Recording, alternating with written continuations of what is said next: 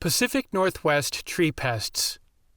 The following presentation provides information about several of the most prominent tree pest problems that are affecting the health of trees in Pacific Northwest. This presentation also includes Mauget's recommendations for treatment of the pests mentioned. Remember, it is important to read the label for the product being used to ensure you have all the information you need before applying the product. Armillaria Root Rot. Armillaria root rot is a fungus disease caused by a complex of up to 6 species of Armillaria. Armillaria root rot disease cycle. Armillaria root rot spreads between trees predominantly through fungal growth across roots that are in direct contact. Rhizomorphs can grow short distances in the soil and spread infection from one tree to another. Spores may spread armillaria from tree to tree, but that is uncommon. The fungal mycelia are capable of surviving in old-growth stumps for over 35 years. The fungus survives longer in stumps of resinous hosts than in non-resinous hosts. Armillaria root rot contribution factors. Armillaria root rot is often associated with a number of factors that increase the likelihood of disease, including a poor match between tree species and the planting site conditions, trees growing in compacted, poorly drained soils, drought conditions, improper planting techniques, tree wounding caused by mechanical damage, weather conditions, and other factors, damage caused by an insect infestation. Armillaria root rot symptoms. Some of the symptoms that indicate armillaria root rot are thinning crowns and canopy dieback, shortened internodes, light green to yellow-colored chlorotic foliage, white mycelia fans growing under the bark of roots and the lower trunk of trees, and/or golden-colored mushrooms growing at the base of infected trees. Management and timing. Armillaria root rot can be managed by microinjecting arbor phos at the first sign of the disease. Follow-up treatments will usually be necessary the following year. Minimize tree stress by providing irrigation during dry weather, proper pruning, mulching and sanitation practices, and tree wounding. Arbor phos is available in 5 and 7.5 milliliter capsules and 1 liter bottles. Bark beetles. Several different types of bark beetles have become a significant problem in the Pacific Northwest during the past several years. Bark beetles description. Bark beetles feed on the phloem tissue of conifer trees, creating S-shaped galleries under the bark of the host tree. Eggs are very small and oval-shaped. They are shiny and pearly white in color. The eggs are in the galleries inside the tree. Bark beetle larvae are small grubs, 2 to 7 millimeters in length. They have cream-colored bodies with reddish-brown colored heads. The adults are small beetles 2 to 4 millimeters in length. The adult beetles have short legs and their bodies are cylindrical-shaped and reddish-brown to black in color. Bark beetles' life cycle. Bark beetles usually produce 2 or 3 generations per year. Beginning in April through late summer, the adult females emerge and bore into a host tree where they create a gallery under the bark. Males are attracted to females and mating takes place. The female lays eggs in the gallery. The eggs hatch into larvae grubs. The larvae feed in the inner phloem, creating additional galleries. The larvae develop into the pupal stage. The pupae develop into adults. The adults bore an exit tunnel out of the tree that creates a shot hole in the trunk of the host tree. After emerging from the host tree, the adults fly off and attack another tree. Bark beetle symptoms. Symptoms of bark beetles may include discolored foliage from green to pale green to yellow to brown in a few months. Peeling sections of bark. The wood of affected trees may be blue in color due to the blue-stained fungus that is frequently carried by bark beetles. Shot holes created by the emerging adults. pitch tubes, and eventual death to the host tree. Management and timing. Bark beetles can be managed by microinjecting Abicide 2. A fall injection provides better distribution of product throughout the tree. Remove damaged and dead trees. Maintain the health and vigor of trees by providing water during dry weather. Abicide 2 is available in 2, 3, and 4 milliliter capsules and 1 liter bottles. Next up is sudden oak death. Sudden oak death is caused by Phytophthora ramorum. Phytophthora species are fungus-like water mold organisms that are related to algae. Phytophthora affects a wide variety of trees, shrubs, and plants, including oaks. It may be found worldwide. The orange and red zones on this map indicate the areas at highest risk. Sudden oak death disease cycle. The sudden oak death pathogen thrives in water and produces spores in moist, humid conditions. The pathogen may be a root-dwelling pathogen in wet soils. It may also be a leaf pathogen in cool, moist, foggy areas. Phytophthora ramorum infects trees primarily in cool, moist, foggy microclimates. The Phytophthora ramorum pathogen appears to be dispersed by wind and rain splash. Contributing factors. Factors that contribute to the development and infection of sudden oak death include cool, wet, foggy weather conditions that commonly occur during the spring, poorly drained soil that remains wet for long periods of time, improper planting depth when trees are planted too deep. Trunk symptoms. Symptoms of sudden oak death are cankers on the trunks of infected trees. They are usually 3 to 6 feet above the ground. Cankers bleed a thick, sticky sap on the trunks of affected trees. The sap from cankers may be black or amber-orange in color. Death to moss and lichens growing on host trees. Eventual death of the tree is likely to occur without an effective management program. Foliar symptoms. Leaves turn olive green, pale green, or yellow over a period of several weeks to several months before turning brown. Shoot and tip wilting. Without an effective management program, the eventual death of the tree. Management and timing. Sudden oak death can be managed by microinjecting arborphos in the spring or when the disease has first been diagnosed. Additional microinjections may be necessary if the disease persists. Where possible, minimize poor water drainage in the soil at the base of susceptible trees. Arborphos is available in 5 and 7.5 milliliter capsules and 1 liter bottles. Verticillium wilt. Verticillium wilt description. Verticillium wilt is a disease that can infect many different deciduous trees. The trees most commonly affected are maple and ash. It can be found worldwide. Verticillium wilt disease cycle. Verticillium wilt is caused primarily by 2 fungi. They are most active in warm, dry soils. Verticillium overwinters in soil by sclerotia, which germinate in spring moisture to invade the fine roots of the host tree. Once inside the roots, Verticillium wilt moves throughout the vascular system of the tree to the tip of the crown. It destroys the vascular system as it progresses. Verticillium wilt may be transmitted through the soil by infected pruning tools or by nematodes. These photos show Verticillium wilt disease in the trunk and branches of infected trees. Contributing factors.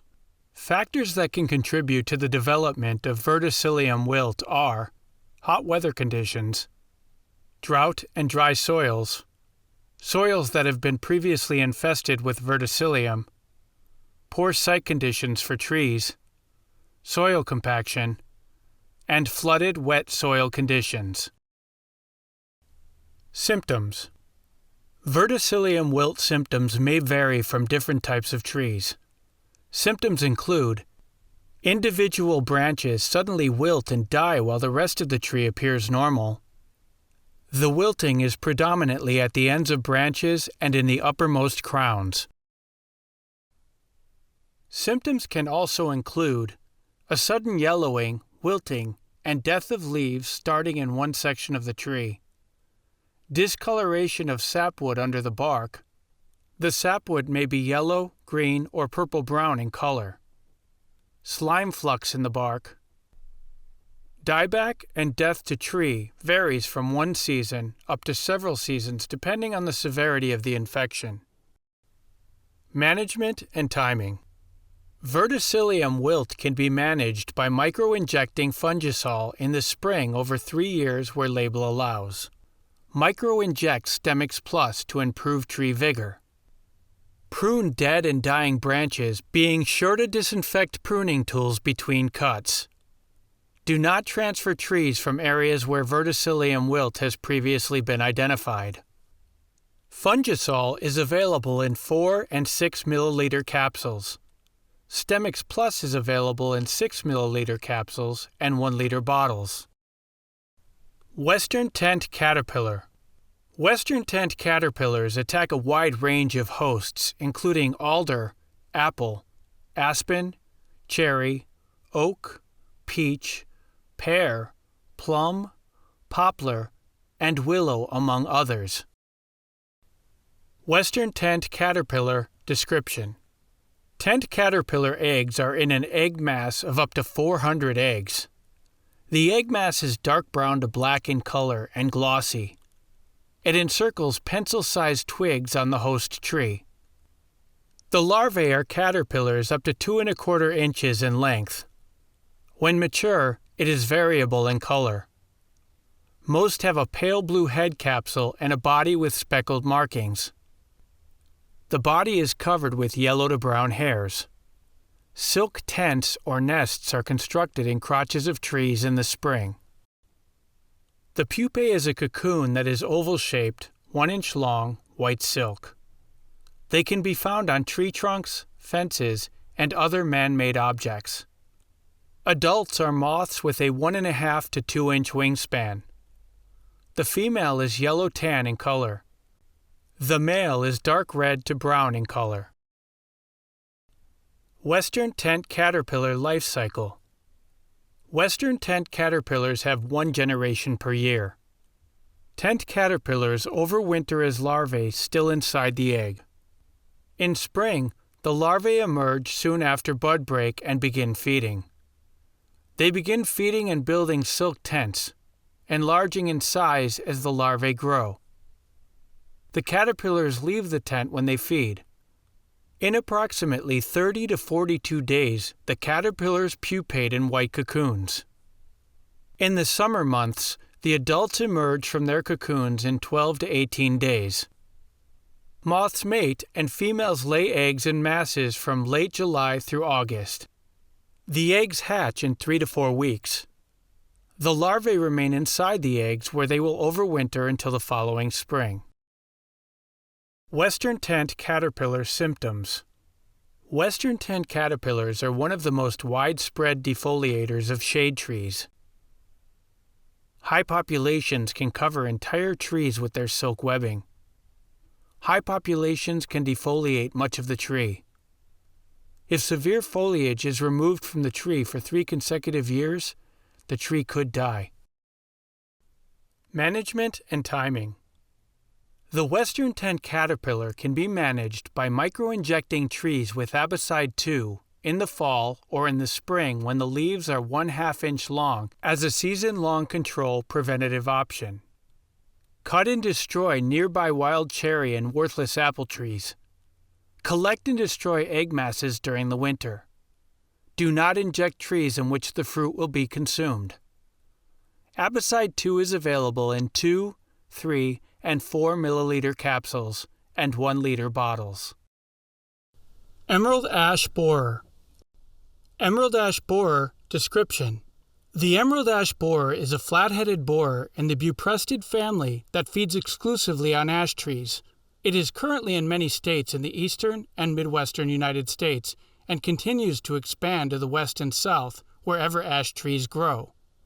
In this map from January 2021, The light green areas represent the approximate range of ash, and the dark green areas represent ash distribution. The red dots are areas of emerald ash borer detection. Although primarily in the east and north, it is currently in parts of the southeastern United States also.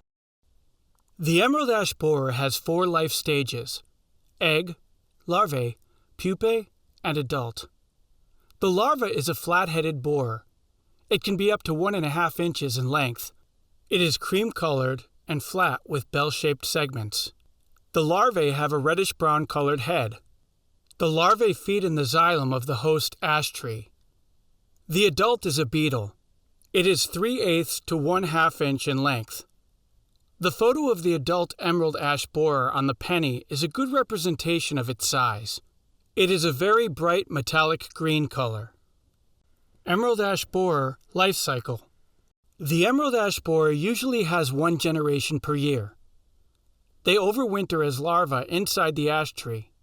In the spring, they pupate inside the tree. From mid-May through late June, the emerald ash borers emerge from the tree as adults.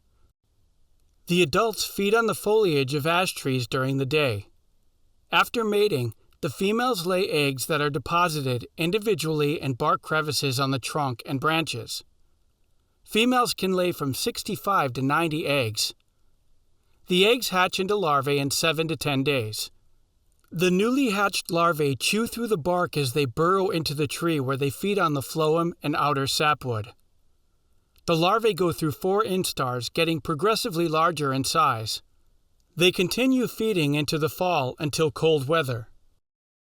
Emerald ash borer symptoms. The feeding larvae create serpentine galleries under the bark. The galleries disrupt the movement of nutrients and water throughout the tree.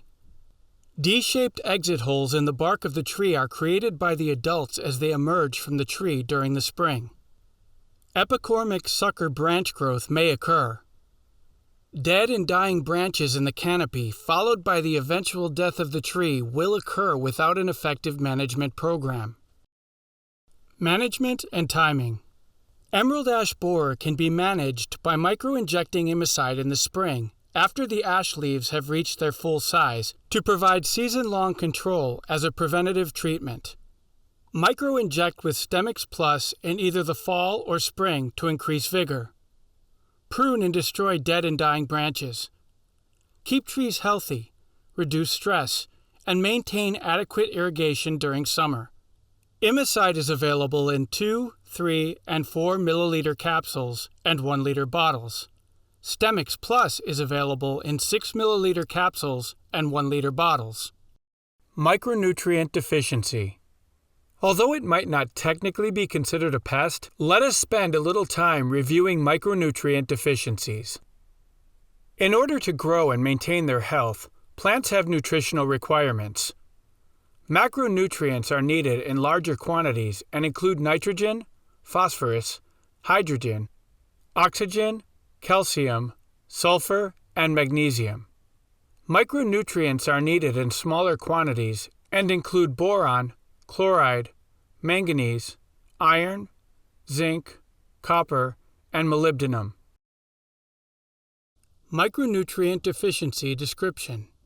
Micronutrient deficiencies are common in many different tree species, including red maples, pin oaks, birches, palms, sweet gum, and other trees. Micronutrient deficiencies can be due to a lack of excess of certain nutrients in the soil or because of pH-related issues. Micronutrient deficiencies are usually an indication that the soil is too alkaline. Plants prefer a soil pH between 6.0 to 6.5 because that is when most nutrients are chemically available for root uptake. Sometimes high levels of manganese can cause magnesium deficiency. The photos here are just 2 examples of how nutrient-deficient trees may look. Micronutrient deficiency. Micronutrient deficiencies are also likely to occur in soils with low organic matter content. These soils can lack the ability to hold mineral nutrients. Organic matter also acts as a buffer for soils that have a highly acidic or alkaline pH. Nutrient deficiencies can also occur in coarse-textured, sandy soils. They do not have the nutrient-holding capacity of a soil that has a higher content of clay or silt. Areas that receive heavy rainfall can have micronutrient deficiencies because rain is leaching the nutrients out of the soil.